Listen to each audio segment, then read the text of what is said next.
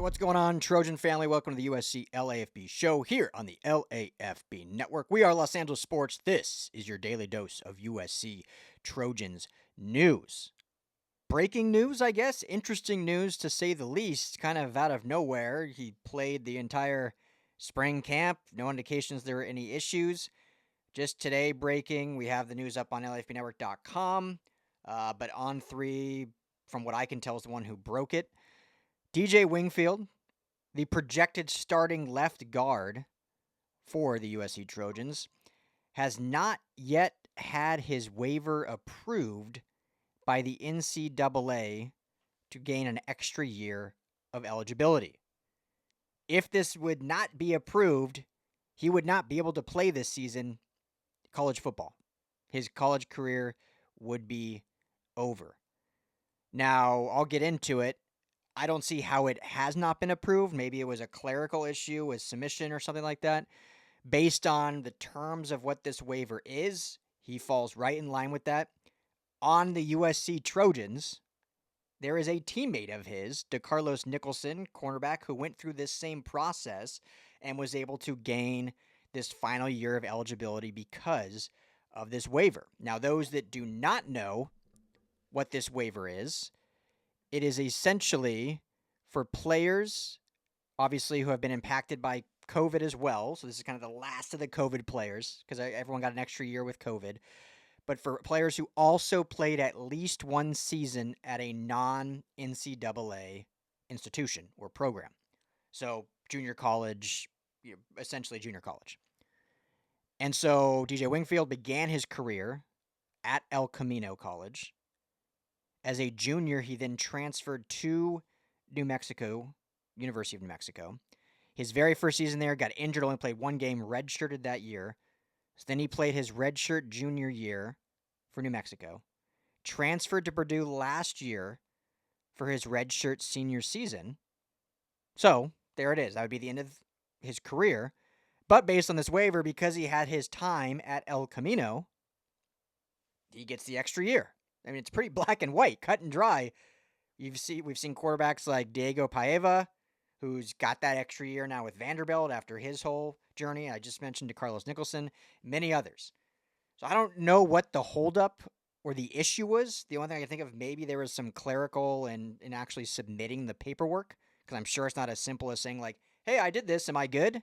So that would be my guess. But he has hired an attorney. The attorney's name is Darren Heitner. Hired an attorney to file most likely an injunction suit with the NCAA to get this approved. I don't think this will be an issue. I just laid everything out. Like, under the terms of the waiver, he fully is within those terms to have the extra year. So I really have no idea what the issue could be. If I find anything out or hear anything, I will certainly let you guys know. But I can sit here just based on the research I've done and everything I just laid out, and I'd have zero concern that he will not be the starting left guard for the Trojans come fall. He had a fantastic spring camp, so that's why this is also even more interesting. Like, he's been with the team since transferring. He played in the spring. Lincoln Riley has talked glowingly about him. Offensive line coach Zach Hansen, I spoke with about him, just saying what a professional, I guess, if is the right word, of how he came in, learned the system very quickly. He has the ability to play all over the offensive line if they want him to. Obviously, he's going to kind of take that Emmanuel Pregnon spot of left guard. We got Alani Noah at right guard and John Ray Reed, the other transfer, at center. But he could play center if need be. He could play right. So he is, as of now, the starting right or left guard, So you hope this all gets figured out very quickly.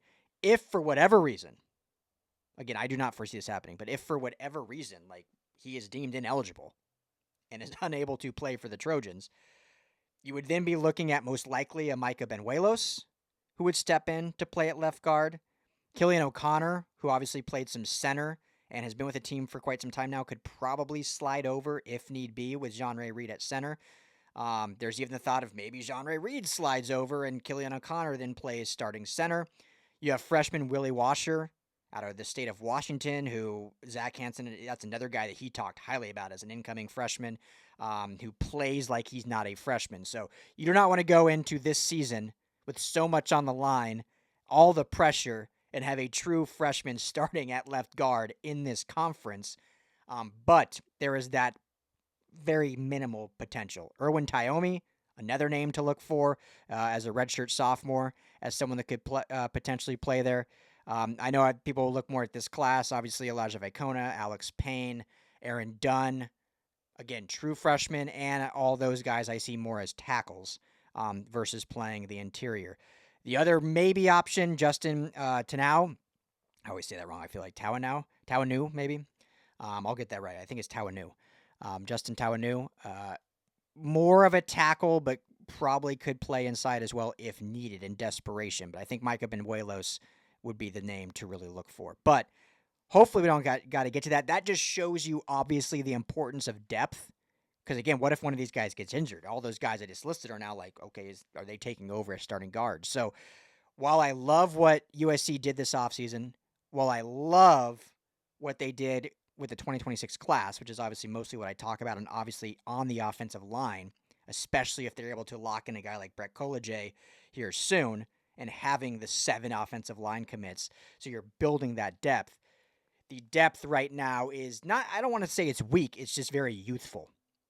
Because all these guys are guys that have not started. So you would go from a DJ Wingfield to a Micah Benuelos, to a Justin Tanau, to an Erwin Tyomi, who have not started games yet. And so very interesting to see how that plays out. But like I said, I truly believe this to get resolved. I don't see how it has not been already. But I think that when it's all said and done, DJ Wingfield will be the starting left guard for USC Trojans and should not be an issue there. So, quick update there. I'll let you know anything else I hear about that. But thank you as always for tuning in. If you have not already, please hit that like and subscribe button. Become a member, join. Part of your membership is actually going to be donated to inner city youth sports. I actually had a great conversation today with USC about ways we can partner and help this out more. So your donation, or your, I guess, becoming a member, getting all this other perks and stuff, also a portion of that goes to help out youth sports within Los Angeles. So I'll continue to talk more on that as we build out more. But I think I'm really excited about some opportunities that we are coming to bomb specifically with USC and USC players. But yeah, thank you as always for all the support. We'll be back with plenty more Trojans talk here soon. As always, fight on.